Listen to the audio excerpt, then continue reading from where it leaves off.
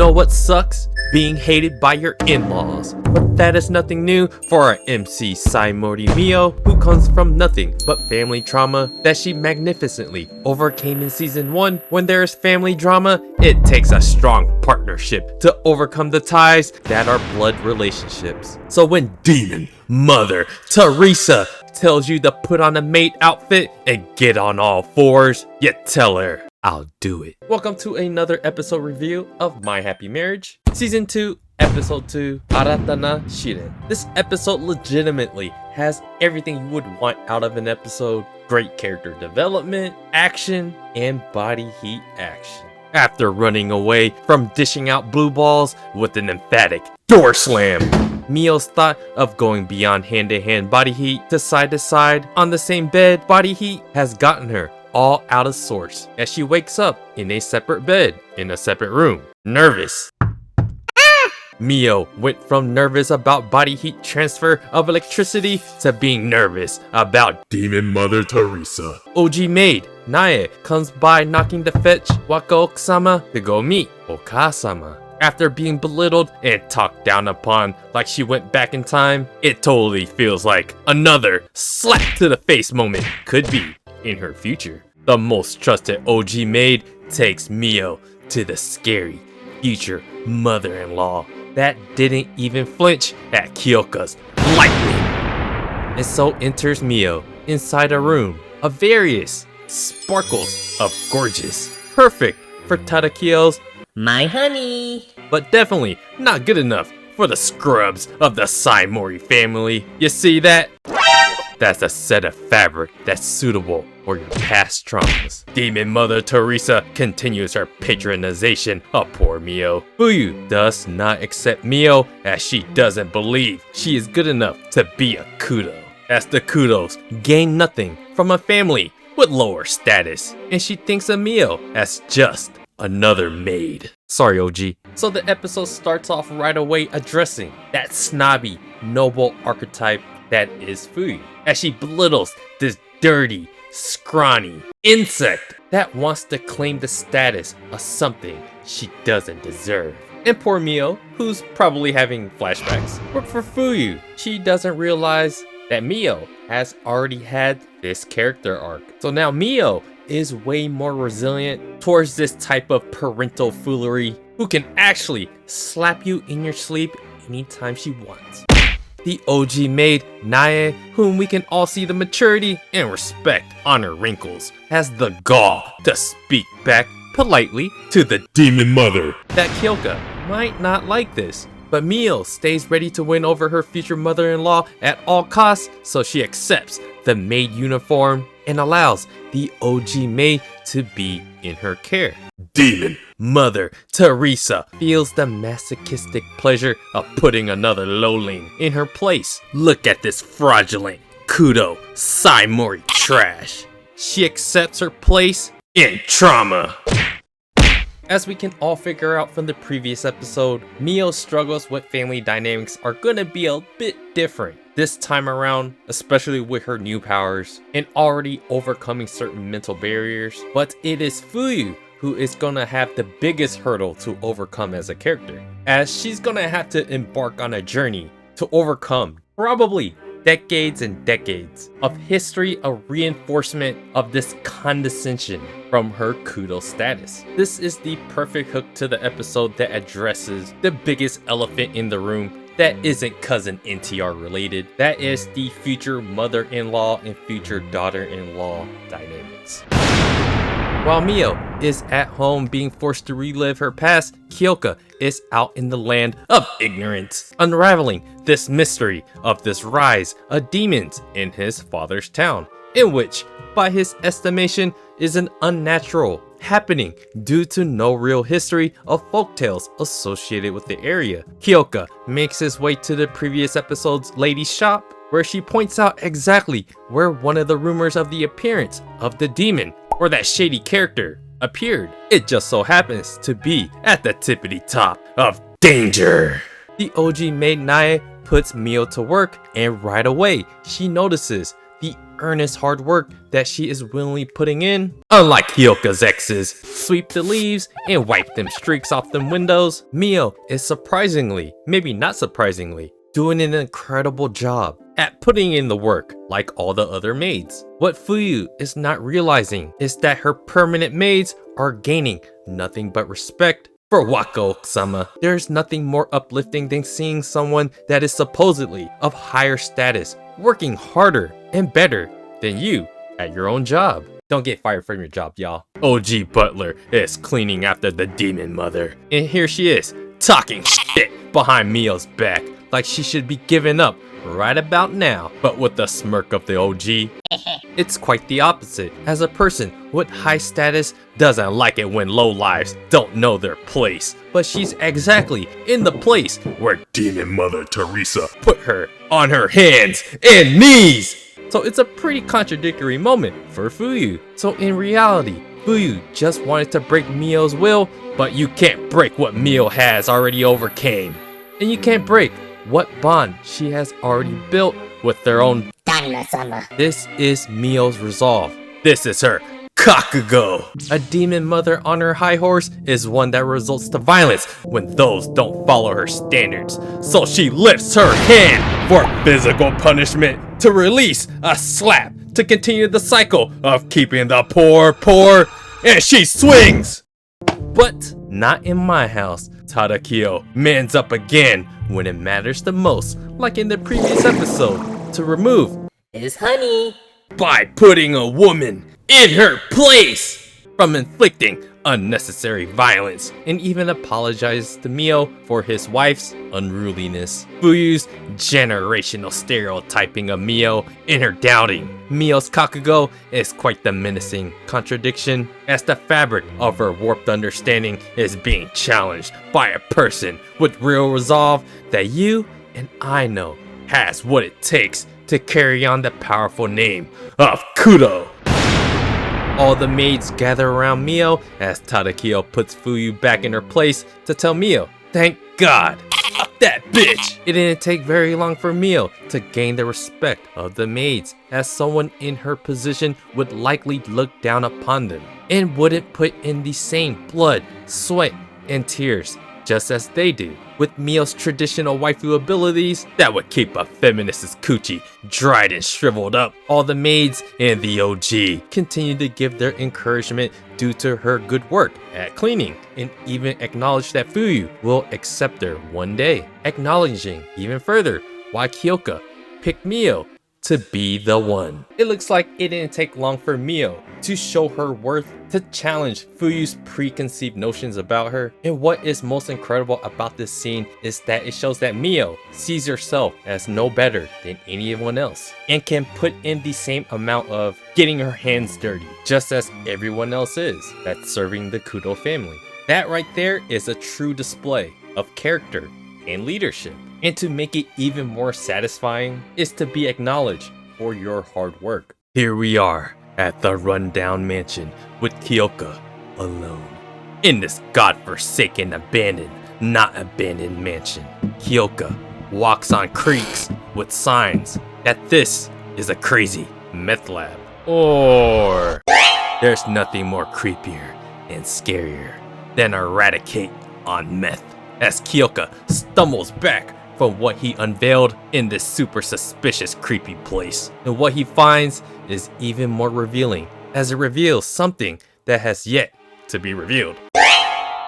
It is the emblem of the Nameless Order. It's a rising cultist group that is outwardly against the rule of the Emperor. It becomes even more suspicious of how easy it was for Kyoka to find this emblem, with the light shining directly on it, which leads to, who the hell are you? The cultist meth head launches an attack on Kyoka after saying his full name. In disgust, he breaks the shards of glass off the mansion and sends another attack at Kyoka. But this is too amateur for the refined Kudo, who easily parries it and shocks this bald-headed meth cultist, sending his butt to the ground. There's no use in interrogating a cultist on meth, as he dissolves into flames after saying he was granted power of the gifted communion from a higher being. This completely befuddles the guilty conscience of Kyoka, as this cult might actually be a grave danger for Miyo, whom he didn't have to make come. However, he arrives back at his father's villa to find a happy, not in a maid uniform, Miyo happily awaiting his arrival. This is probably what I find the most enjoyable about the My Happy Marriage story. It is that balance between a mysterious and exciting plot in the making versus that grounded character development. There hasn't been that much fighting action up until this point in the entire story, but when there is, it has never let me down. We are back in Kyoka's room with a fireplace lit and Miyo serving her man. After what happened last night, bring that booty over here please. Miyo is still scared to consent to some body heat, but Kyoka is a gentleman and asks her to move a bit closer to him so he can cover her with some warmth of a blankie. Kyoka asks Miyo about his mother and her situation at home without him. But Miyo, surprisingly, had nothing but positive things to say about his mother and all of the workers, as it's actually many times more loving and caring than the Saimoris. It's a loving future waifu to be that honestly speaks with seeing the bright side and omits certain information to not get Kyoka worried, because it is something that Miyo can handle herself, as she hopes to eventually win Fuyu over, as she has already done with all the workers. Miyo is showing her top shelf characteristics of a woman that any man can admire, so Kyoka feels put at ease over his worries, as they will continue to be partners that support each other, doing their best not to let each other down and be there when they need each other the most. So to make up for yesterday's escape of body heat to body heat wholesomeness, the scene ends with shoulder to chest, head to breast. After the wholesome calmness, that is the transfer of body heat, Miyo makes her way with all the courage it takes to meet with Kyoka's mother. Miyo desu. You come in. Fuyu is looking sickly in bed after Tadakio puts her in her place and blames Miyo for this exact situation. Miyo completely ignores this and asks if they can have a real conversation. But of course, a person stuck on her high horse can only sulk until she gets off to be grounded. And so, Miyo asks if she can talk to her son instead. That was ready to lightning bolt her ass and told her that he doesn't see her as a mother. Fuyu is strict because she is always looking out for the name of the kudos to uphold certain standards and values that naturally come from a family with super high status. It's what any parent that cares about their family would do, except how they go about it certainly varies. Fuyu kicks Miyo out and she ends up having a conversation with OG maid Nae, and Tadakio comes in to have tea with her to talk about this very thing. Although as an audience, we can clearly see Fuyu's flaws, at the same time, her archetype represents many mothers even today that's just trying to do her best the only way she understands how, which makes her character that much more relatable, as that is reality for any parent. Tadakio further explains that it is the burden that he placed on Fuyu as the wife of the kudos, who have more expectations than the average person. It is why Kyoka is the way he is with his cold-heartedness and distaste for most women. The funny thing is, Miyo notices that Kyoka and Fuyu are actually very much alike with their cold exterior, but on the inside, they actually have a soft and understanding side. Nae and Tadakio gives Miyo the confidence and blessing that Kyoka needs her, as she is someone that perfectly balances him out. And even someone as proud and protective as Fuyu can actually see this. It's a warm and fuzzy moment that things will eventually work itself out for the better. Until a plot point! The shopkeeper lady brings in her messed up son to the Kudo villa to explain that he just saw his friend get eaten by a goddamn demon. The villagers ended up chasing a strange person outside the village, but what was waiting for them Was a predator. The man collapses and everyone goes on high alert on the defensive. Tadakio will make sure the villa's barrier is strengthened and Kyoka rushes out to investigate as Miyo and the others are stuck looking after this traumatized shopkeeper's son. I'm sure we are all thinking the same thing here. Kyoka just left behind a trap. That trap is this Kota guy, and he is now inside the barrier. Miyo is stuck in her first major plot-related dilemma involving her dream sight ability. To use it or not use it. Cousin NTR totally told her not to use her ability alone, but a man's life is on the line. And there are too many strange occurrences going on to not try to do something. Demon. Mother Teresa makes a return and does what she does to belittle the powerless Miyo. But Miyo tells her she's in The Suba. Fuyu tests Miyo's resolve, and Miyo continues to try to live up to it, even if it kills her. She'd die for her man and fulfill her duty as the wife of the head of the Kudos. Miyo has made her decision and touches body heat with another man's hand to use her dream sight ability. It's just like the opener of the season with the pink cherry blossom tree that she was trying to figure out what this dream meant as she runs towards it like everything is going to be a-okay. But no! Cousin NTR, Arata, comes out of nowhere to fulfill his duty as the head of the Asubas and to fulfill Prince Takahito's wishes of protecting Miyo and the dream site. What happens from here? Who knows? This episode of My Happy Marriage really had the best of all worlds. It continues to address the character dynamics between Kyoka, Miyo, and Fuyu, while also addressing that crazy mystery that's lurking in the background, that's slowly coming to light, like how the end of this episode ended. It really feels like at this point the biggest variable is what Arata would do, because we don't know what drastic measures he will take. As in season 1, we found out that he's willing to go very, very far to fulfill his duty. It was addressed in this episode that Fuyu has a ton of pressure put on her to uphold and carry on the Kudo name. But look at our boy Arata. The prince was basically like, The future of our nation is in your hands now. so we're talking about raising a family is pressure. Arata has it the worst in terms of pressure right now. Plot-wise, it really smells like something typical, but something typical can still be very, very fascinating and enjoyable to watch, as it just comes down to how the story is told. So right now, there's just so many mysterious elements that's slowly being revealed, while also showing those tense little moments, like Kyoka investigating that mansion. That is a very, very nice scene that's pretty different than what we've seen from the story so far.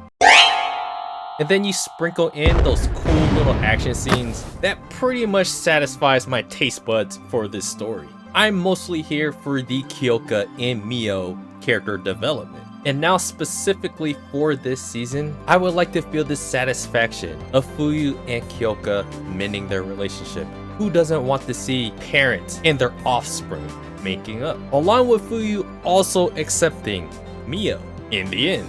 I think right now, those are the biggest payoffs that we are looking forward to right now. So whatever Arata does as it relates to whatever these cultist people do seems to be the most unpredictable element of the story this far. So right now we have the blend of what to expect, especially character wise, but plot wise, that is where all the mysteries lie, and how it unfolds itself is going to be interesting to see how it relates to the characters and what growth that comes from that plot. So yeah, this is a very, very good start to season 2. In season 1, the story had to slowly build up Miyo's character arc of overcoming family trauma and finally gaining her powers. And so now with so much already established, the story can move at a faster, more exciting pace. This episode was another very solid episode, and I'm already on track to feel really, really good about the season, even more so than season 1. Yeah, let me know what you guys thought about this episode 2 of season 2 of My Happy Marriage. And do me a favor, guys, hit the like button for mending family trauma and subscribe to the channel if you guys haven't already. Check out my blog at otakusen.com, and I appreciate you guys watching, and I'll see you guys on the next video.